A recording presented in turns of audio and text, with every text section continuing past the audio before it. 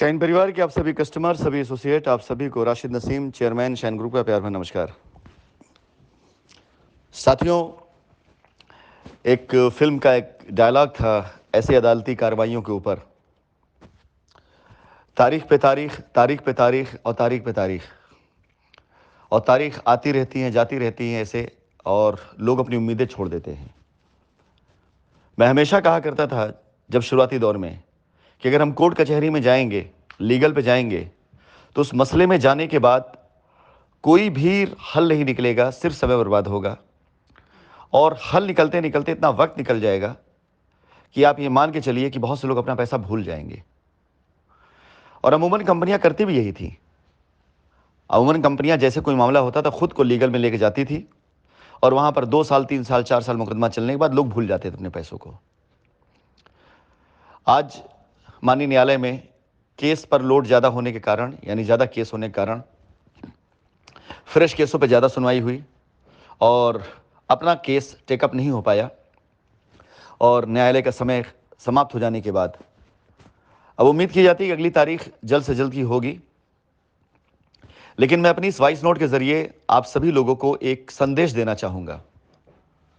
अगर आप सभी को विश्वास है कि कंपनी अपनी लायबिलिटी ख़त्म करने के लिए पूरी तरीके से तैयार है, अगर आपको विश्वास है कि वाकई कंपनी लायबिलिटी उतारना चाहती थी और लीगल प्रक्रियाओं की वजह से इतना समय लग गया, लोगों ने अफवाहें फैला दी और कंपनी के पास इतनी धन संपदा है, तो इस सप्ताह की डेट चाहे मिले, चाहे अगले सप्ताह की डेट मिले, मैं एक बार कल फिर से एक अभियान शुरू करूंगा अपने सभी कस्टमर से बात करने के लिए जो लीगल में किसी भी तौर पर गए हैं, कि अगर आप सब तैयार हैं कोर्ट के अंदर मिल करके एक फ्रेश रिट डालने के लिए, जिसमें अगर हम अपनी तरफ से ये निवेदन करें कि हाँ, हमने जो भी केस किया हुआ है, जो मुकदमा किया हुआ है, हमारा उद्देश्य सिर्फ और सिर्फ अपनी लायबिलिटी ख़त्म करना था।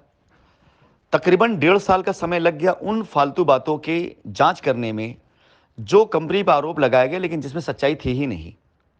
1.5 साल ज़्यादा समय लगा है। आप खुद देखिए कि कभी ये कोर्ट में सुनवाई हुई कि विदेश पैसा गया, उसकी जांच की जाए।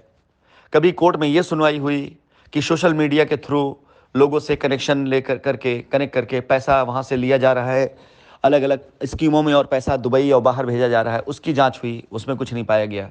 फिर सुनवाई होती है कि सोशल मीडिया में यूट्यूब चैनल बंद किया जाए, उस पर सुनवाई होती है, 1 तारीख उसमें गुजर जाती है। फिर 2 से 3 तारीखें चली जाती हैं पासपोर्ट की इंक्वायरी करने में कि पासपोर्ट गलत है और पासपोर्ट की जांच की जाए, वो निकल जाती है गलत तरीके से। यानी वो सारे के सारे आरोप जब आप याद करें, जिसके अंदर तकरीबन 10 तारीखें गुजरी हैं। 10 तारीखें ऐसे आरोपों पर गुजरी हैं जो आरोप सिरे से गलत था, कहीं था ही नहीं। किसी आरोप में कोई ये दावा करता है, ये डर दिखाता है कि हमारे ऊपर अटैक हो सकता है और हमें जान का खतरा है, वहाँ पर कोर्ट के अंदर ये बात रखी जाती है। मतलब आप लोग, क्योंकि बहुत से लोग कोर्ट में मौजूद नहीं होते थे, सिर्फ मौजूद वो लोग होते थे कोर्ट में जिन्हें तारीख लेनी होती थी। अब तो हमारे क्लाइंट, हमारे कस्टमर कोर्ट में जाने लगे हैं, तब सच्चाई सामने आ रही है। यानी अब से पीछे कोर्ट की जितनी भी तारीखें दी गई, उस तारीख में कहीं भी कस्टमर के हित की बात नहीं की गई थी कि किसी कस्टमर पैसा दिया जाए। अन्यथा जो 10-15 तारीखें फालतू गई, उन्हीं तारीखों में फैसला हो जाता। अब जबकि आपकी आंखें खुल चुकी हैं, आप समझ चुके हैं, आप देख चुके हैं, तो वो सारे सारे कस्टमर जो लीगल में नहीं गए, उन्होंने तो अपनी तरफ से एक रिट डाल ही दी है और उन्हें अपना पैसा चाहिए।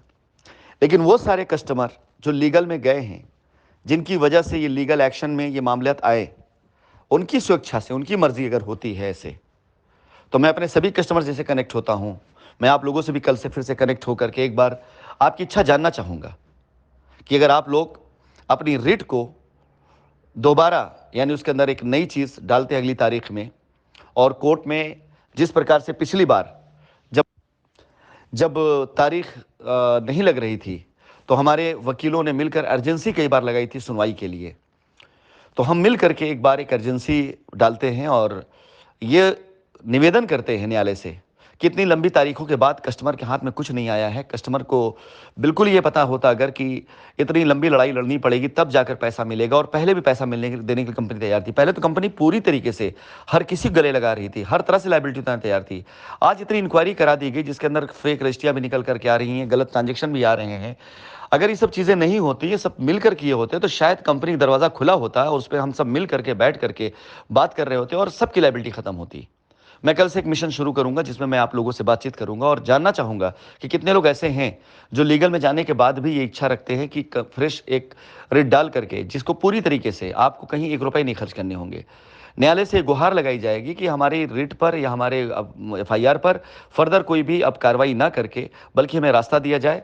हम तारीखों से आजिज आ चुके हैं, हमारी बच्चियों की शादियां नहीं हो रही, हमारे बच्चों की पढ़ाई नहीं हो पा रही है, हमारे घर में इलाज नहीं हो पा रहा है, हमारे किस्तें टूट रही हैं, हमारी इंस्टॉलमेंट नहीं जा पा रही, हमने कर्जा लेकर के मकान बनवाया है और उसके बाद हम किस्त यहाँ से नहीं दे पा रहे, हमारा सारा पैसा फंस चुका है। ऐसे बहुत सी प्रॉब्लम्स है आपकी। हम सब मिल करके कल से इस अभियान को शुरू करेंगे और आज रात को मैं एक वॉइस रिकॉर्डिंग और डालूंगा और उम्मीद है, मैं कोशिश करूंगा कि कल आप लोगों के साथ एक जूम मीटिंग में कनेक्ट हूं मैं, और ये बात करके फिर हम इस मिशन को बिल्कुल पूरी तरह समापन की तरफ लेकर के आते हैं। बहुत बहुत धन्यवाद। लेकिन फिलहाल आज की तारीख यही है, आज की अपडेट यही है कि कोर्ट में आज हमारा केस टेकअप नहीं हो पाया।